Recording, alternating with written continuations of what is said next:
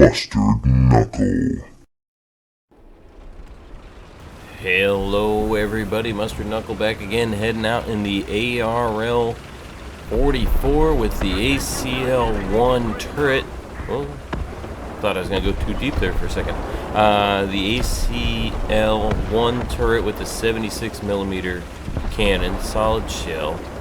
And I've come all the way around the map. There's only one point on here, and I'm going to try to get around the side, because this, we don't do so well head on with a lot of stuff at this tier, but from the side we can do really good. So we will go over the gameplay here, and we're going to go over the history of this. Very interesting history on this tank. More interesting than I anticipated. So we'll go over that, and then of course any tips that come up. Thanks to all you who have subscribed, and thanks to all you for commenting and everything else. Appreciate it. I'm learning a lot from you guys, and hopefully you're having a good time watching this. Oh boy, I am over there all by myself, aren't I? Okay. That might be good if I'm patient. But when there's one point on the map, it's usually pretty easy to get into a position where you can have a good firing position. Oh, nice. Oh, that guy did not make it out. Did not make it out of that dive. That's unfortunate. That's too bad for him. Alright, well, let's go up here, and then we'll start the history as soon as we get done with this. Let's see. And... yes. No. No. Oh, right between the trees. Sweet. Okay, here's a tip. This seems to work. You guys know when you go to that combat flaps, it'll decrease your turn radius, right?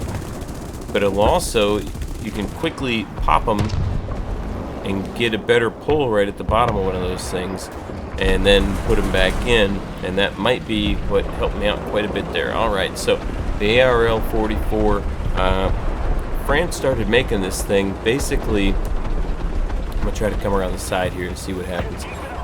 They started making this toward the end of the war, basically just to keep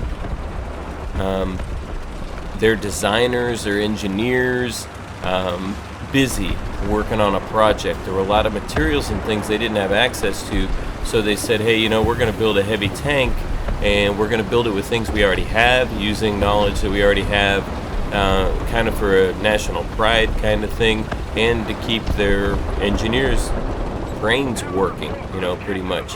I decided it's not going to work over there, so we're just going to come over here and see what happens. This will be a good spot. If we can get up on this hill, it'll be a good spot to look at A, and we can hopefully make something happen. So they started designing this. They used a lot of the stuff from the Biz 1. I don't know exactly what, but I know what I read, it kept mentioning a lot of parts and everything from that, which, you know, clearly it's outdated. So basically this whole thing was outdated by the time it came out. But it had the 100 to 120 millimeter plate on the front, and that was angled in a way that gave like 170 millimeters of protection, which is significant. The turret was actually made from parts from a sunken ship. They cut steel out of that and then built that ACL 1 turret. Oh wow.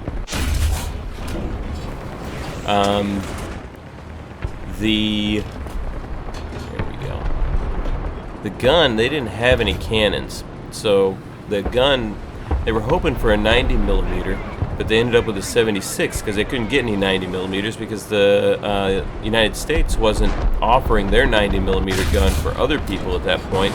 Oh man, somebody got him right before I hit him. Jeez.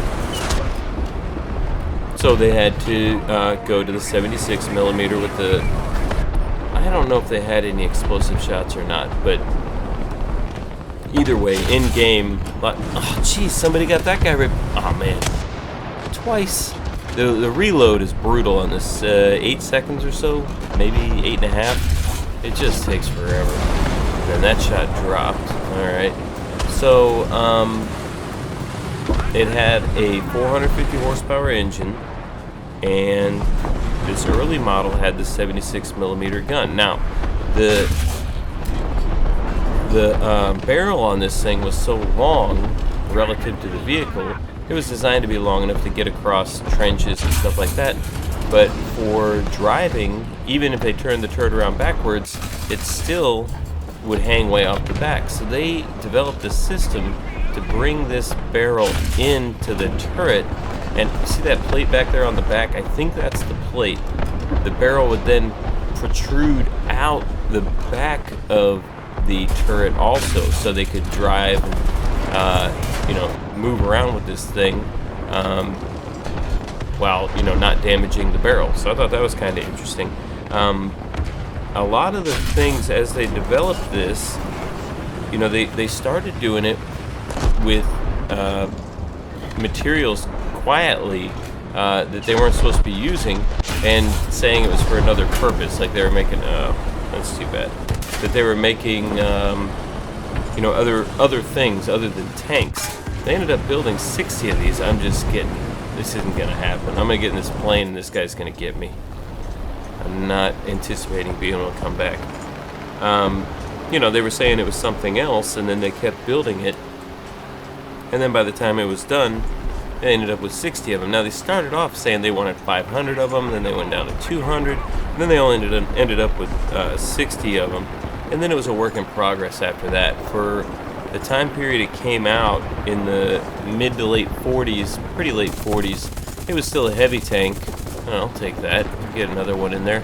I don't think I got too many kills. I feel like I got a lot of hits. This game's over. So they kept working on this thing, and it went from being a heavy tank to a tank destroyer.